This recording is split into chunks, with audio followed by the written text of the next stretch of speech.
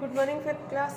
Previous class में मैंने आप लोगों को थर्ड और फोर्थ पैराग्राफ था वो एक्सप्लेन करके उसके शब्दार्थ क्वेश्चन आंसर करवा दिए थे। आज मैं फिफ्थ और सिक्स पैराग्राफ आपको करवाऊंगी, रीड करेंगे। उससे पहले हम लोग फिफ्थ और सिक्स के क्या करेंगे, शब्दार्थ करेंगे।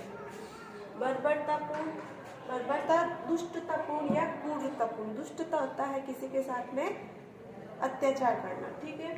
समर्थन, पक्ष लिया मतलब सपोर्ट करना किसी चीज को। विश्व पटल, दुनिया के सामने, विश्व यानी दुनिया, पटल यानी सामने, दुनिया के सामने। संपादकीय, संपादक द्वारा लिखा गया, ठीक है ना, किसी के द्वारा लिखा गया होता है वो होता है संपादकीय। ममत्व, ममता का भाव। भगिनी, बहन, बहन को भगिनी बोलते हैं। निष्ठावान, समर्पित। उद्कृत, लिखी हुई। उद्कृत होता है जो लिखी हुई, इसको बोलते हैं उद्कृत। अस्तु, अस्तु होता है अस्ते। तमसो, अंधकार।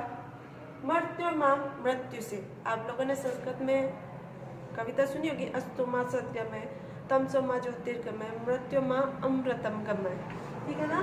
तो अस्तु यानी असत्य, तमसो अंधकार, मृत्योर्मा मृत्यु से, गमय गम्यम, गमन करे, गमन करे मतलब चले जाए उधर की ओर, ठीक है ना। ये शब्दार्थ कीजिए।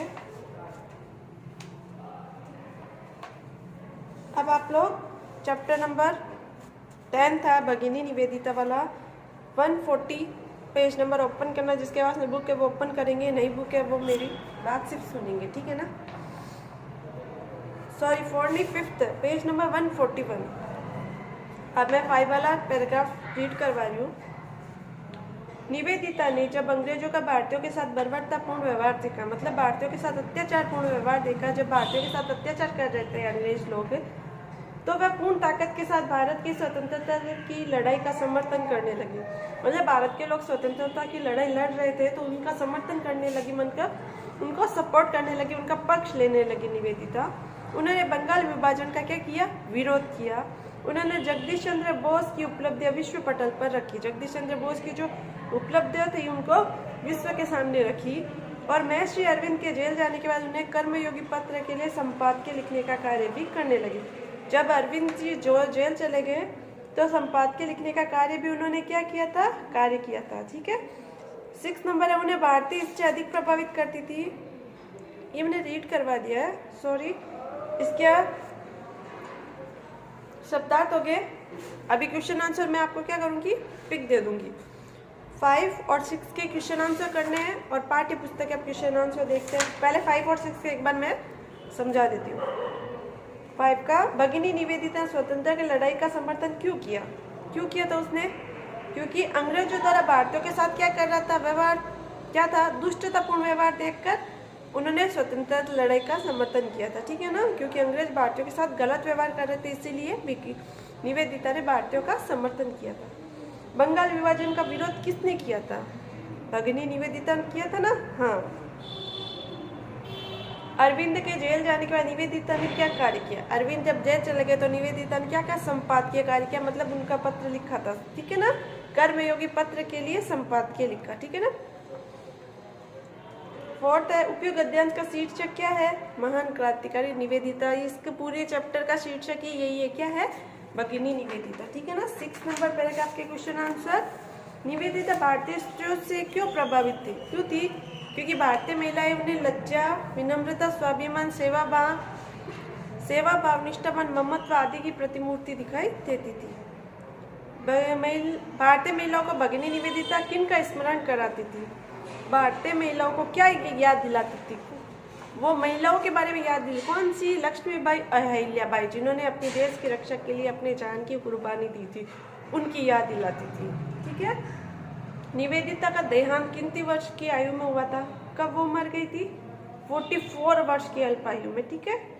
नेक्स्ट है, उपयुक्त गद्यांश का शीर्षक वही है, भगिनी निवेदिता, मैंने बोला था पूरे चैप्टर में यही है जब भी आए, ठीक है ना।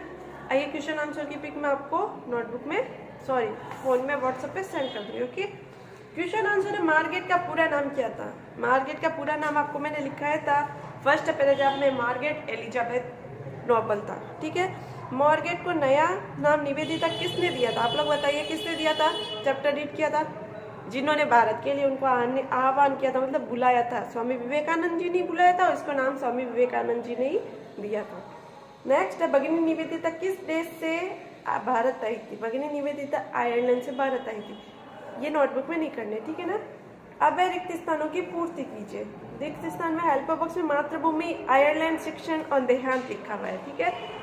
भगिनी निवेदिता का जन्म आयरलैंड में हुआ, परंतु उन्होंने भारत की भूमि को ही अपनी मातृभूमि के दर्शन किए थे। भारत भूमि में ही अपनी मातृभूमि के दर्शन किए थे। सेकंड है बचपन में ही इनके माता पिता का क्या हो गया था? देहांत हो गया था।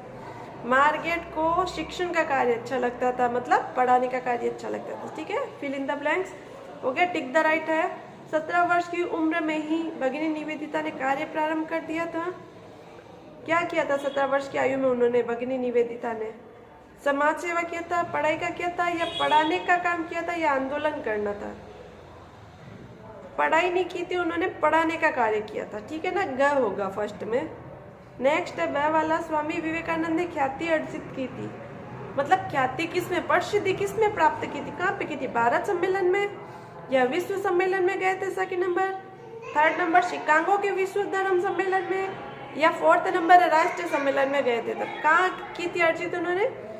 थर्ड नंबर है शिकागो के विश्व धर्म सम्मेलन में स्वामी विवेकानंद जी ने ख्याति अर्जित की थी, मतलब प्रसिद्धि प्राप्त की थी, ठीक है ना। गए है। इसके क्वेश्चन आंसर बाद में करेंगे। आज 5 और 6 के मैं आपको क्वेश्चन आंसर पैराग्राफ के दे देती हूँ। टिक द राइट और फिल इन द ब्लैंक्स ये करने हैं आपको, ठीक है। तब तक के लिए थैंक यू।